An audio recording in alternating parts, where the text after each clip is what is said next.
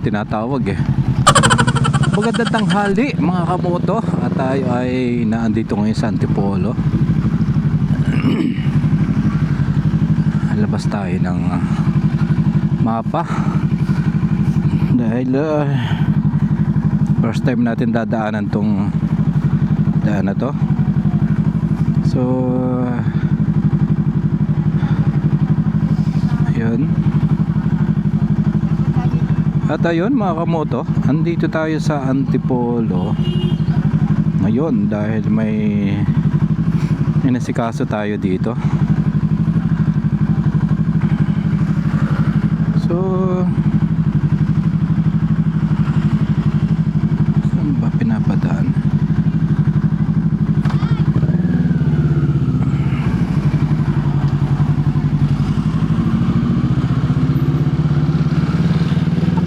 Papunta tayo ng Binangonan. At dito nga tayo nagsimula sa Antipolo. Ito yung nandito yung simbahan ng Antipolo. Sir, yan. At dito ata ko ano yung City Hall ba yan?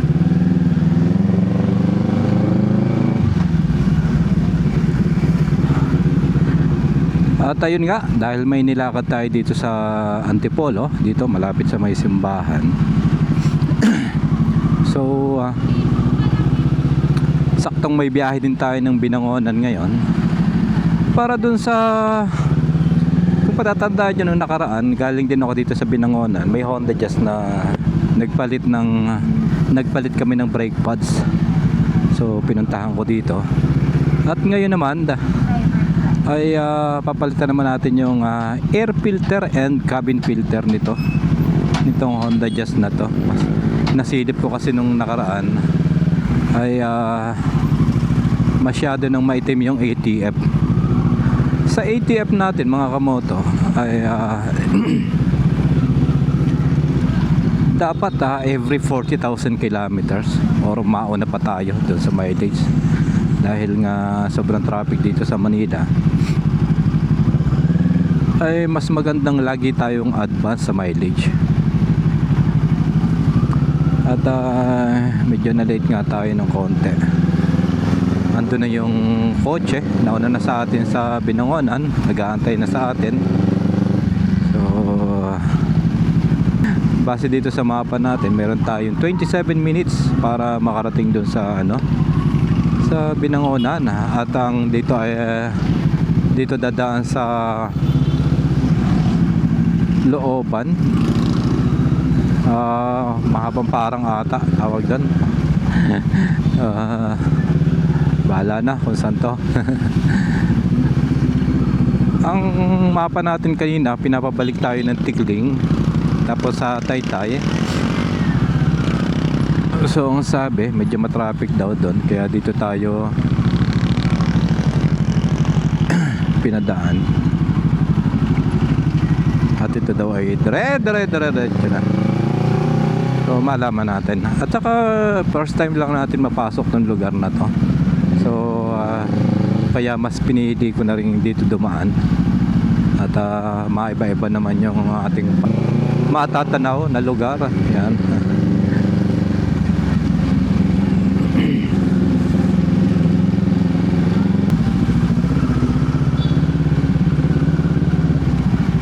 At yun nga, yung gagawin natin, Honda Jazz, palit ng ATF, palit ng air filter, cabin filter. So ituturo natin sa mga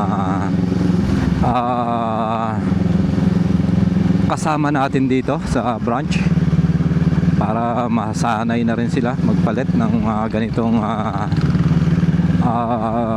piyesa.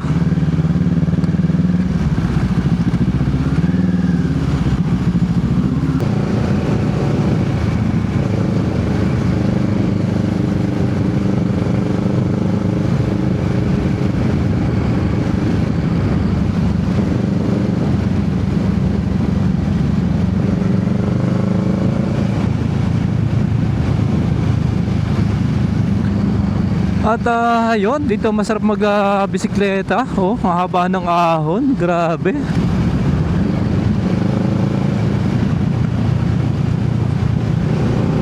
ganda ng lugar dito.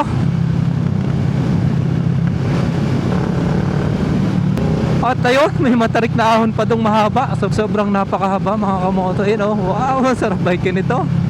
Kung binike mo to, ibig sabihin, lusong ka dito, pahinga, ahon ka naman doon sa mahaba na yun sa likod. At ano kaya kakalabasin nito? Ano kaya after nito? Wow. Oh, mataas to. Yan. Ayan, makikita natin ang tanawin. Welcome to Domsa. Domsa lang yung nabasa ko eh. Oh, meron dong minimina.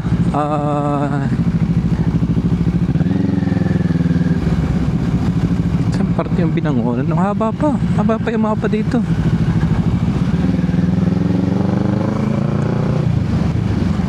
Para ka rin nasa Marilake.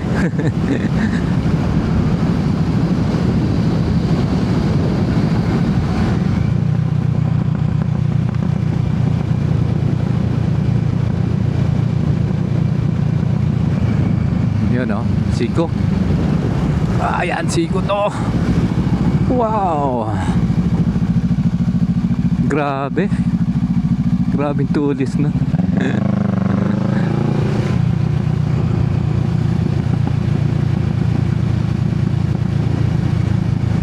Okay, itong lugar na to.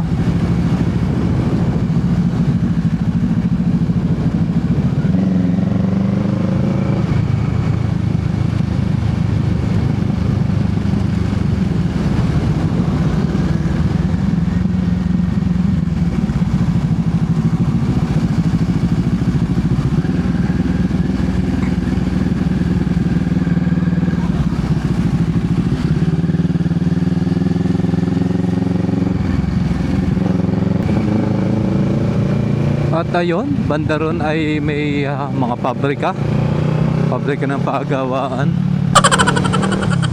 Saan na tayo? So 9 minutes na lang.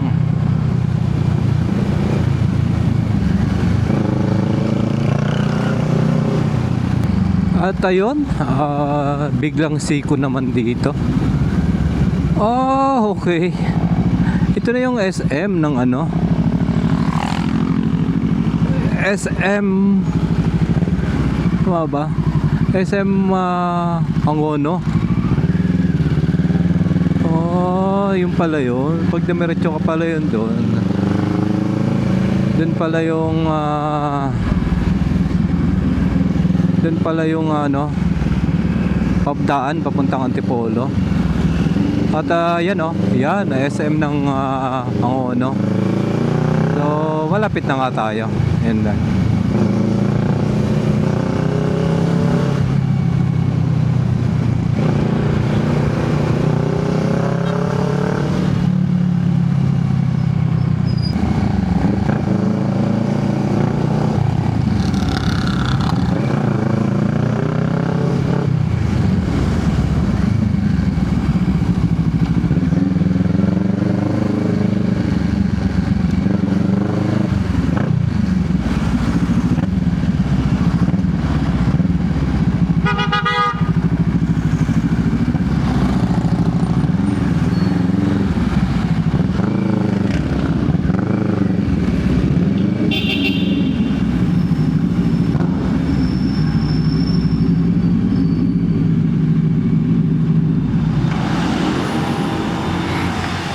At ayun, dito na tayo mga kamoto.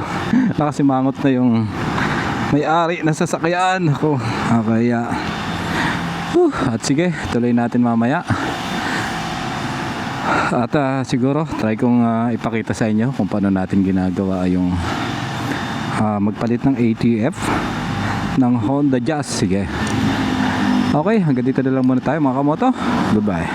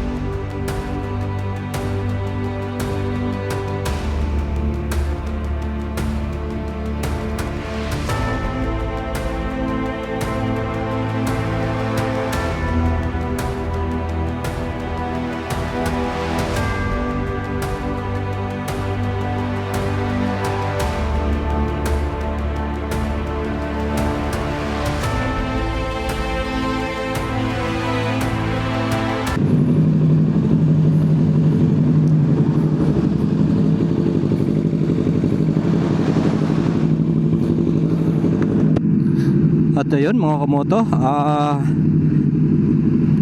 biyahe na ulit tayo.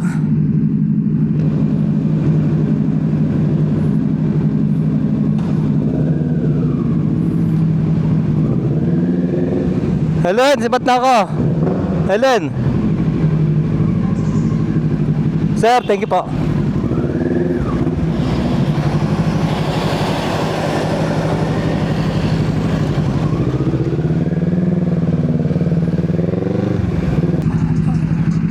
So at ayun mga kamoto, bawi na tayo.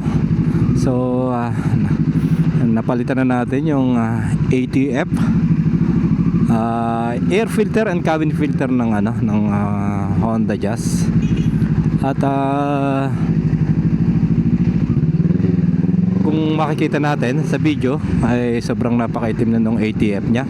At tingin ko ay first time lang niya nagpalit ng ATF simula nabili yung sasakyan, kaya gano'n na lang kaitim. Sobrang itim mga kamoto.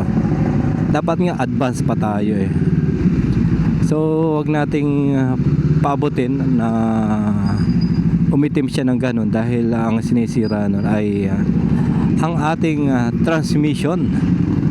Kahit sa langis gano'n din sa engine oil. Pag lumalagpas lagi tayo, ang sinisira nun ay ang ating makina. Kaya ayun, salamat ulit sa inyong panonood. At hanggang dito na lang ang ating video.